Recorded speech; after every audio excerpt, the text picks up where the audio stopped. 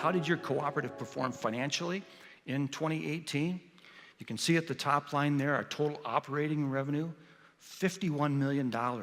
That is the largest amount of revenue in any year in the history of the cooperative. I've already talked a little bit about the effort we put forth to be good stewards of your money and control those costs, so our costs have stayed fairly stable.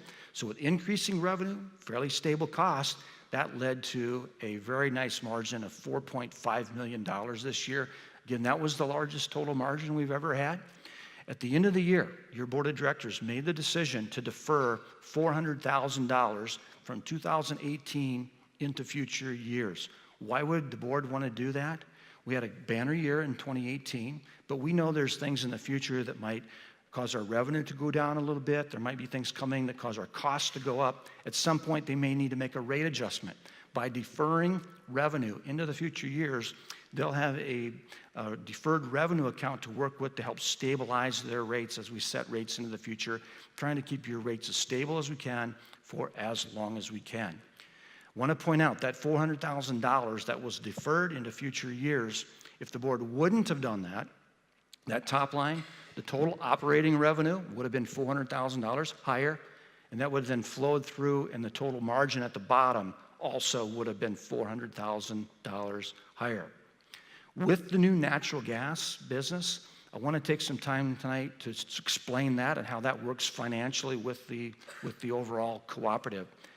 So the second column of numbers on there is just the natural gas business, the new natural gas business. You can see on the top line, $958,000 of revenue, so getting close to $1 million of revenue there in the first full calendar year of business.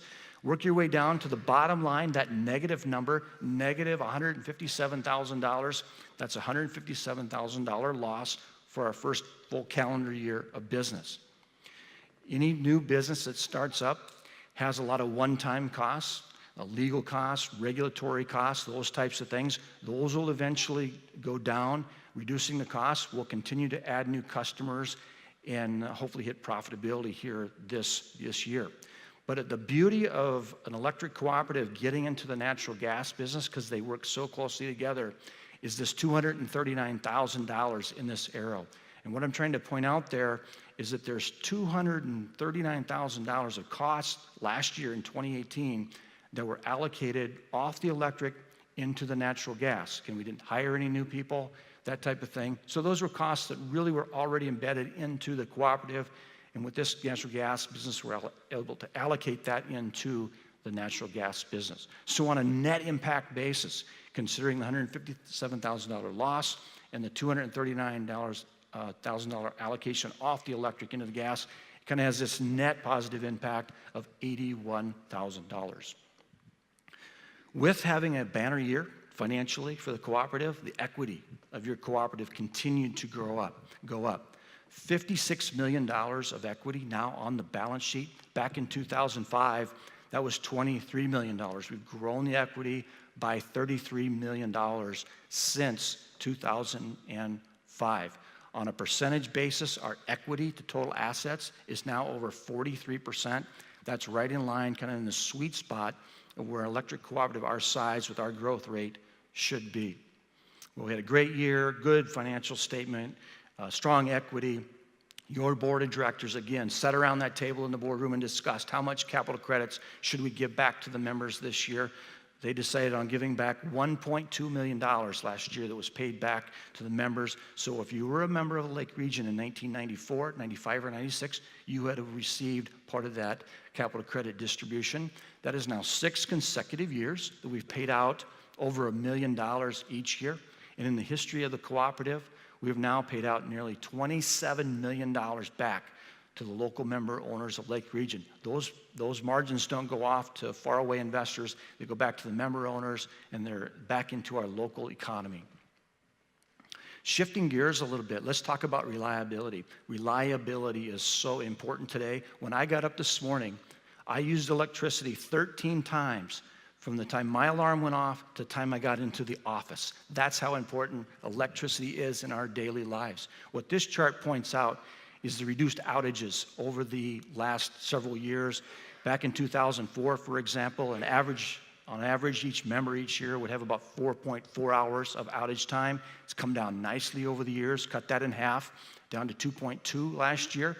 A lot of good reasons for that. We've continued to make some big investments back in our distribution system for improvements. And as you all know, we have done a lot of tree clearing in recent years. It's really made a difference. I just want to point out some of the major projects that are going on at the distribution level real quickly. First one is the pole replacements. We replaced 621 poles last year. The cost of that project was about $832,000. The tree clearing, you may recall, we used to spend about $2 million a year tree clearing. That's down to about $600,000 now because we've got across our whole system, and now it's more of a maintenance program. We don't have to do quite as much as we've done a lot of clearing. But good news there, the outages for trees continues to come down. You can see on the screen, in 2017, we had over 300 outages. In 2018, for tree outages, we were down to 233. Nice to see that downward trend.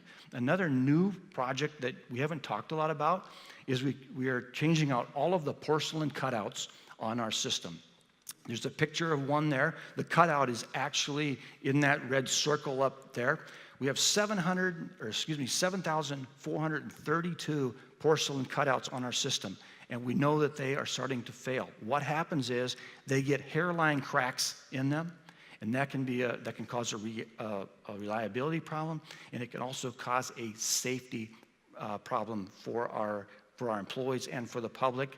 We're trying to get around our system very proactively and change these out. We're down to less than 1,000 remaining on our system, but these have been causing about 55 outages per year, and we hope to get that project completed this year. And I want to demonstrate for you how this works. Imagine you're a lineman and you're out there and you approach that cutout that's up there on the screen, and here's one. This is the porcelain, and this is obviously de-energized. The lineman in the bucket truck has all the safety gear that's very important to operate this cutout. The porcelain part is right here, and this is the unit we are replacing. That's the unit we're replacing it with. The reason we're replacing all of these, because they're causing outages and it's a safety concern. These develop these hairline cracks. If you look at it, it looks pretty normal, doesn't it? Wouldn't think there's anything wrong with it. It's got hairline cracks in it, and when you operate it, it can either break in half or it can actually shatter and cause a very serious situation. So when the lineman goes out there and he pulls it, watch what happens to that porcelain right there when he pulls this. This one broke in two. Some of them shatter, again, causing a much outage as well as a very serious potential safety program. Just wanted to demonstrate that for you. I am really pleased tonight to talk about some of the new things that are coming our way with our transmission system. We don't own our transmission system. Those are the bigger lines, the bigger poles and wires and bigger substations that you see out there across the country. We own and operate the local distribution system that brings electricity to your house. Over the last couple of years, we've seen more than our fair share of transmission-related outages that causes our distribution system to be out and for you as member owners to have power outages as well. We have spent a lot of time working with our transmission providers and coming up with an analysis on our entire transmission system and a plan of action to improve our transmission system. Again, we don't own it, but we work with companies like Great River Energy and Ottertail Power to make some improvements here that you as members will see in terms of improved reliability in coming years. This first one I want to mention is the Lake Eunice substation. This is a Lake Regional Electric distribution substation, but it's served by a transmission line owned by GRE. It's a 41 kV line.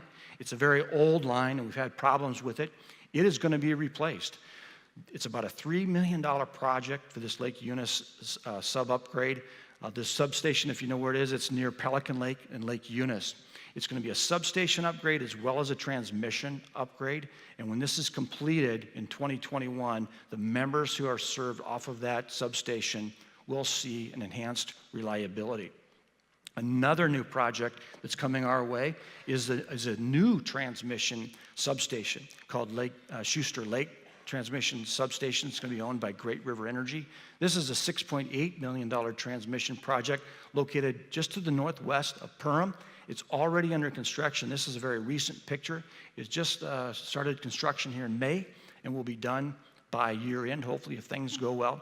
So this is a transmission substation that's going to serve our distribution subs of the Frazee sub, the Dora sub, the Dent sub, and the Perham sub. So if you're served off one of those 4 distribution subs, you will see improved reliability once this is done as we go forward. Yet another major transmission upgrade in our area is the Frazee transmission substation. This is a $10.2 million substation upgrade. This includes basically rebuilding this entire substation. The project is going to start in 2020 and take a couple years to do it. And this again will result in many of our distribution subs experiencing much higher transmission reliability. In fact, this substation will improve the reliability of over half of our distribution substations. This is the slide I wanted to show you right here. So then, this is a picture of our entire service territory. Those 3 transmission substation projects that I just mentioned are the 3 red dots to the top of our system. There's yet another one. The 4th red dot is the Henning substation. It is also going to have some upgrades as well. But what this shows is, while the physical locations are those red dots of the transmission substations, this green shaded area, that's all of our distribution subs that will benefit from that new transmission system. And you can see that's going to improve the reliability of over half of our service territory. Yet another project that came out of this transmission analysis that we did is we're going to install some new equipment that's called ground fault neutralizers. These 5 stars on the service territory map there are the locations of those ground fault neutralizers. And what that ground fault neutralizer does is, when you ever have experienced those short outages, not a long extended outage, but just those momentary type outages, this will help reduce and minimize those. So again, those are the stars, the location of the improvements, where the equipment goes, but the green shaded area is the area that members will see fewer momentary outages going forward.